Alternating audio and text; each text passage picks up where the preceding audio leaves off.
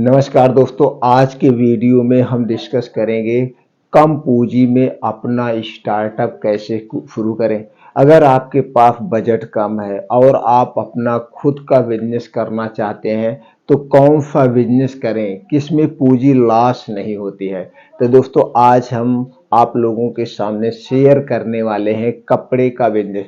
कपड़े का readymade business कैसे शुरू करें बिना कोई मशीन लगाए, ना तो कोई कारीगर की ज़रूरत है। इसे आपको कैसे अपना ब्रांड बनाना है, ब्रांड बनाने के लिए किन किन चीज़ों का होना ज़रूरी है, दोस्तों आज वो जानकारी शेयर करेंगे। मित्रों, अगर आप अपना खुद का ब्रांड लॉन्च करना चाहते हैं तो ब्रांड लॉन्च करने के लिए 4 बातों का होना ज़रूरी है। और वो 4 बातें कौन सी हैं जिसे आपको जानने की ज़रूरत है, उस पर डिटेल में चर्चा करेंगे। मित्रों, अगर आप ये 4 बातें सही ढंग से समझ गए और जान गए तो आप अपने बिजनेस में कभी फेल नहीं होंगे।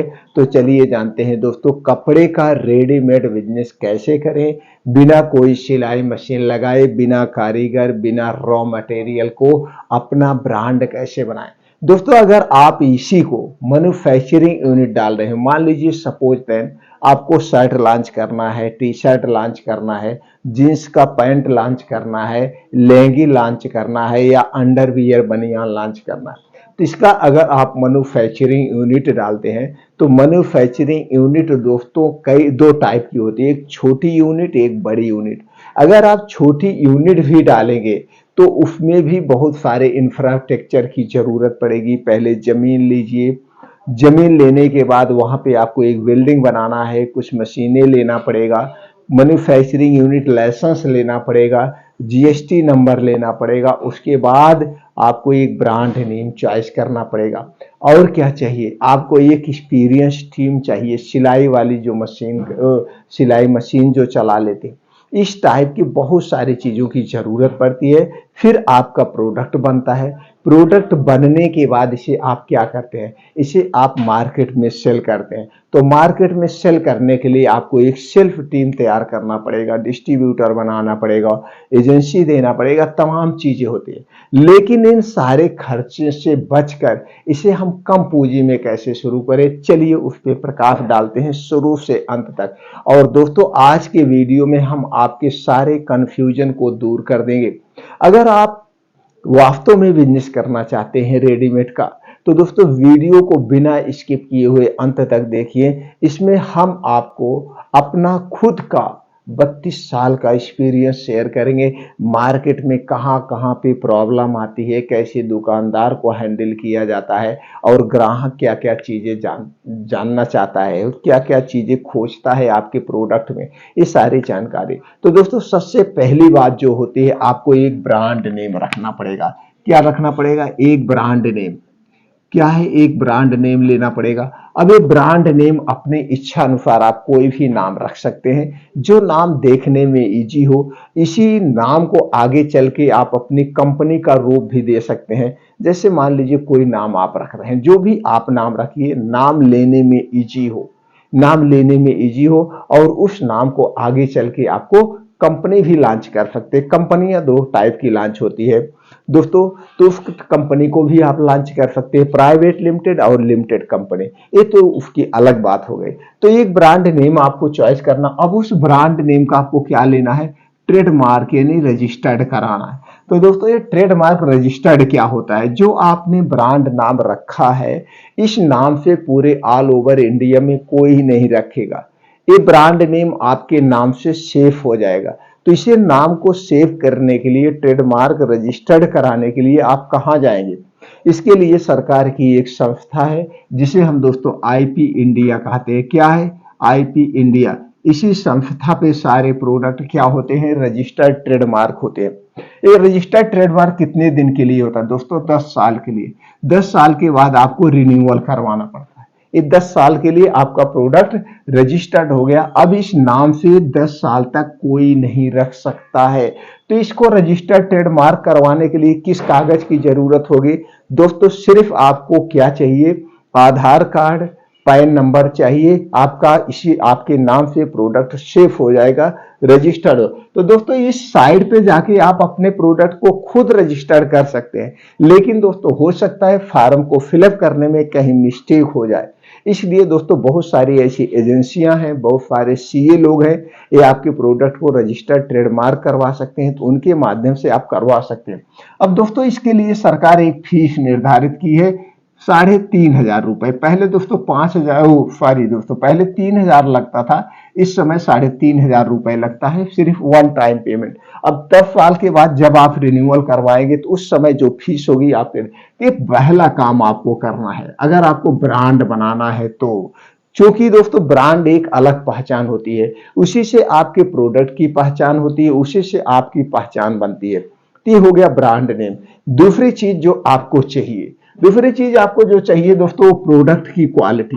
जो प्रोडक्ट आप लॉन्च कर रहे हैं, जैसे मान लीजिए शर्ट ले रहे हैं, जीन्स ले रहे हैं, टी शर्ट ले रहे हैं, जो इसमें कपड़ा यूज हो रहा है, कपड़ा अच्छी क्वालिटी का होना चाहिए, इसका कलर नहीं जाना चाहिए, और आपको साइज देखना पड़ेगा किस साइज के ज्यादा बिकते हैं। अगर दोस्तों साइज की बात करें तो जीन्स या पैंट की बात करें, जैसे जीन्स में सबसे ज्यादा बिकता है, ट्राउजर बिकता है, इट बिकता है। अगर इसके साइज की बात करें तो जो सबसे ज्यादा साइज बिकता है वो 30 नंबर, 28 नंबर, 32 नंबर और 34 नंबर, इतने 32 नंबर तक की साइजें ज्यादा बिकती है। और ये भी ये डिपेंड करता है सिटी वाइज।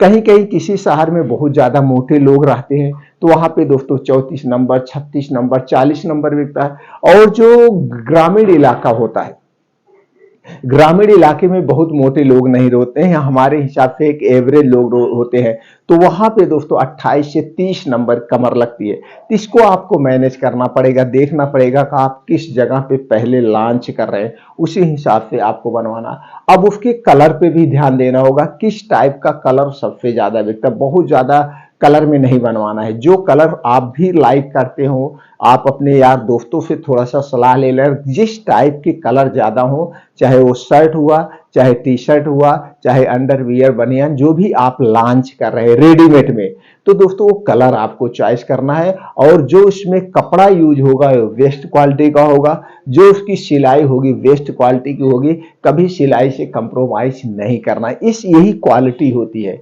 इसी से आपकी पहचान होती है, और वो एकदम फिट होना चाहिए। तो इसके लिए आपको क्या करना पड़ेगा, इसके लिए आपको उस कंपनी से मैन्युफैक्चरिंग करवाना पड़ेगा जिस कंपनी के पास 10 से 15 साल का एक्सपीरियंस हो। दोस्तों कंपनियां दो टाइप की होती है, दो टाइप की होती है। आपको प्रोडक्ट कहां बनवाना उसको अभी बाद में चर्चा करते हैं, पहले 4 चीजों को जान लेते हैं। तो हो गया दूसरा, प्रोडक्ट की क्वालिटी, क्वालिटी में किन किन बातों को ध्यान देना उसे आप समझ गए दोस्तों। अब तीसरी बात जो होती है वो सबसे ज्यादा जरूरी है, तीसरी बात होती है प्रोडक्ट की पैकेजिंग डिजाइन। क्या होती है दोस्तों, प्रोडक्ट की जो पैकेजिंग डिजाइन है, प्रोडक्ट जब आपका बन जाए उसका कलर आपको बढ़िया से देखना है, उसकी डिजाइन पे आपको फोकस करना होगा, और इसके लिए आपको मार्केट का समय समय पर सर्वे करना पड़ेगा। आपको आज की जो युवा पीढ़ी है उनसे संपर्क में रहना पड़ेगा, दुकानदार से फीडबैक लेना पड़ेगा, और जाकर के समाज में लोगों के बीच जाके फीडबैक लेना पड़ेगा। इस पे हमेशा आप ध्यान दें। समय के साथ साथ आपको बदलाव करना पड़ेगा, कौन सी डिजाइन कब चल रही है, किस टाइप के कलर अब चल रहे हैं, उसके पहले आपको ऐसे ही लॉन्च कर देना है। ये नहीं कि आप एक डिजाइन ले लिए और एक कलर को चॉइस कर लिए, बस उसी को आप चलते रहे, तो इस तरह से करने से आप जल्दी से फ्लॉप हो जाएंगे। तो आपको समय समय पर हमेशा दूसरे तीसरे महीने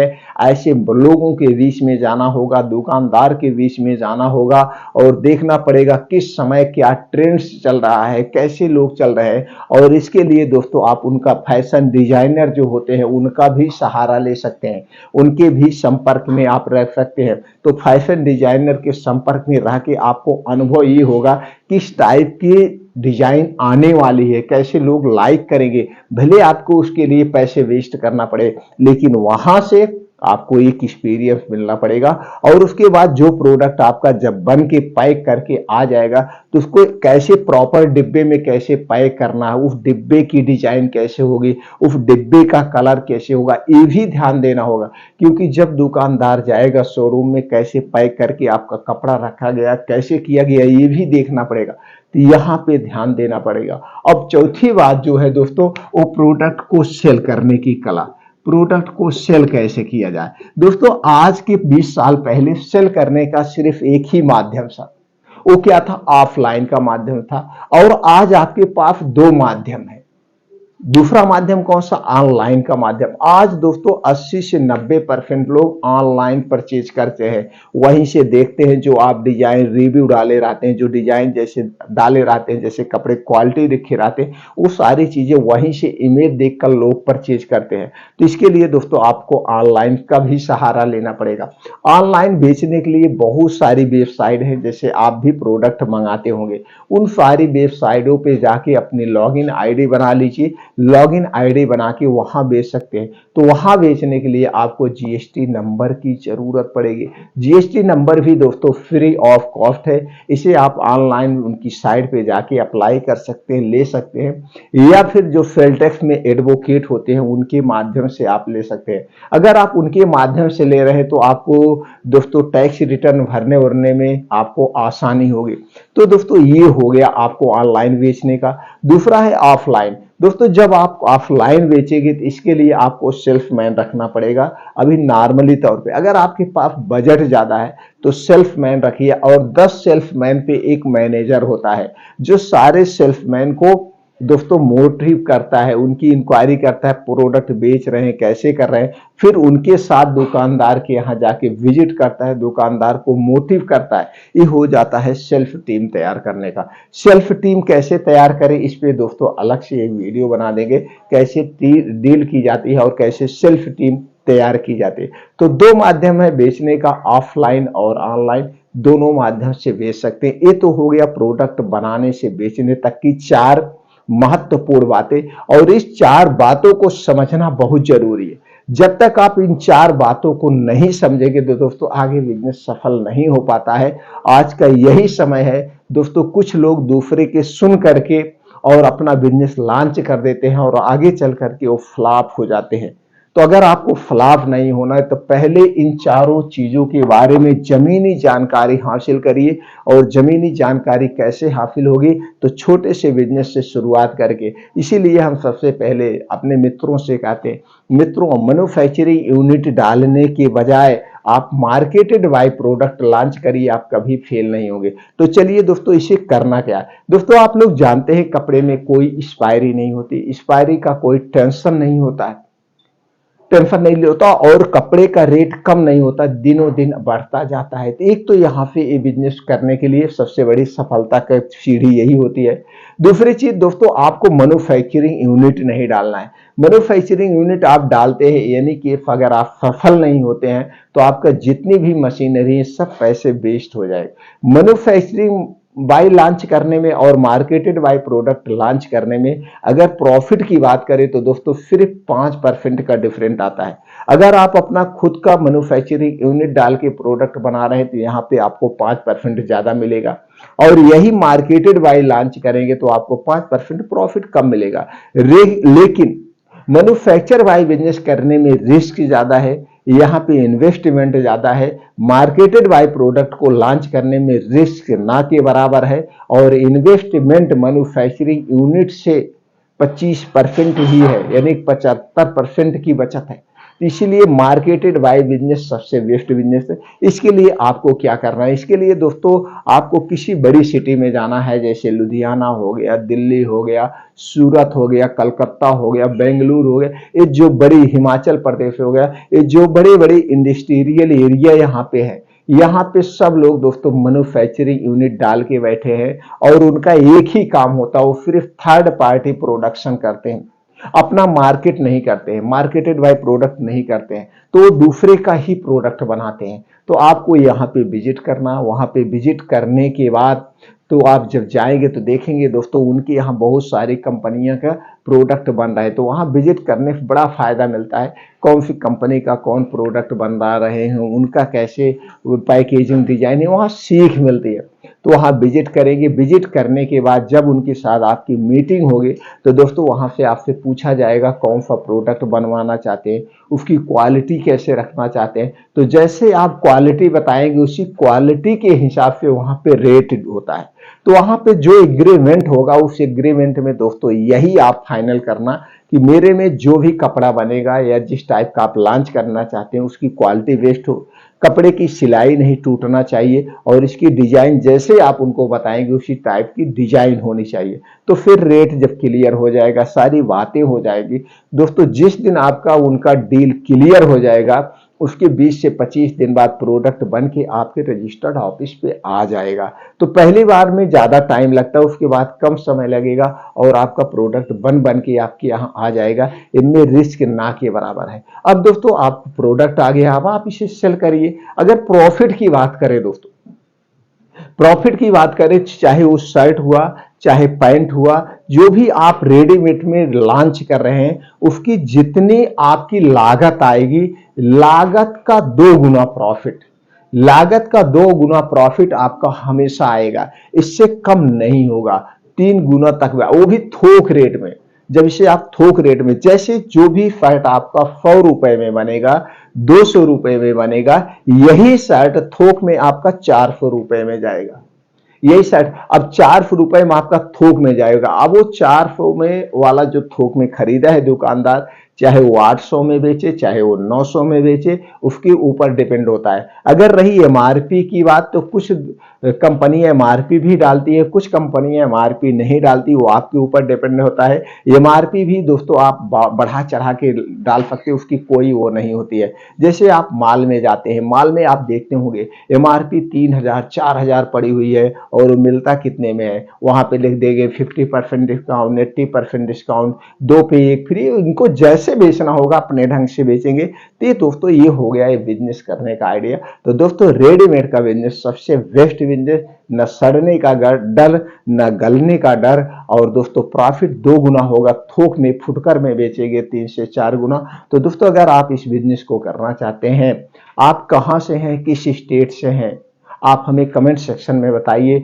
हम दोस्तों सारी जानकारी आपको प्रोवाइड कर देंगे, और जो बातें आपको न समझ में आई वो बातें आप हमसे पूछिए कमेंट सेक्शन में, वो सारी जानकारी आपको हम प्रोवाइड कर देंगे और आप अपने बिजनेस में सफल होंगे, हमें पूर्ण विश्वास है। लेकिन जब भी आप अपना बिजनेस करना पूरा तन मन धन से करना, तो आप तब कभी नहीं फेल होंगे। फिर मिलते हैं मित्रों अगले वीडियो में।